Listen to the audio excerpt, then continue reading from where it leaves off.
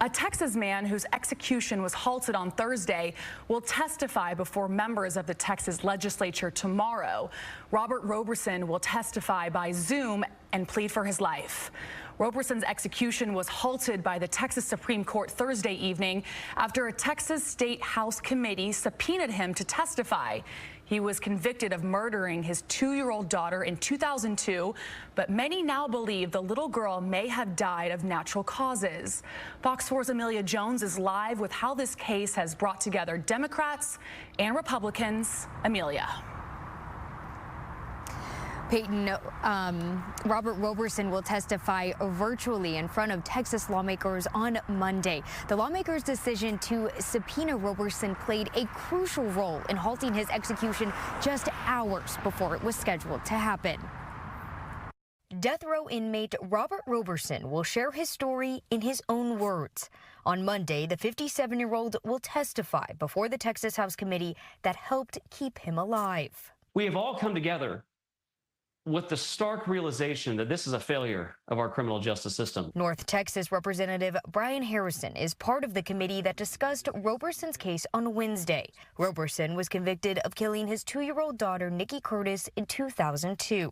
He took her to the emergency room in Palestine, Texas, for what doctors and police thought was a condition called shaken baby syndrome. He was scheduled for execution on Thursday. Well, look, this is probably the biggest bipartisan initiative that I've been part of since getting elected to the Texas legislature. More recent science has undermined other shaken baby syndrome cases. The committee heard testimony from medical professionals and the former lead detective on the case in 2002, who believe Nikki likely died from natural causes, possibly undiagnosed pneumonia.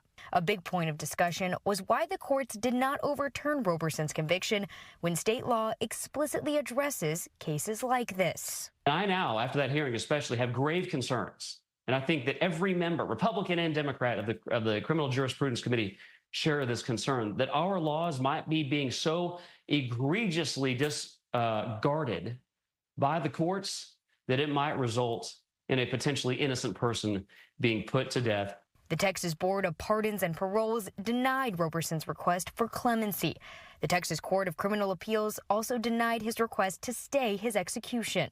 The bipartisan committee unanimously supported Roberson's case and made a last-ditch effort to pause the execution by deciding to subpoena Roberson to give his own testimony. The effort was successful, and the Texas Supreme Court stayed his execution.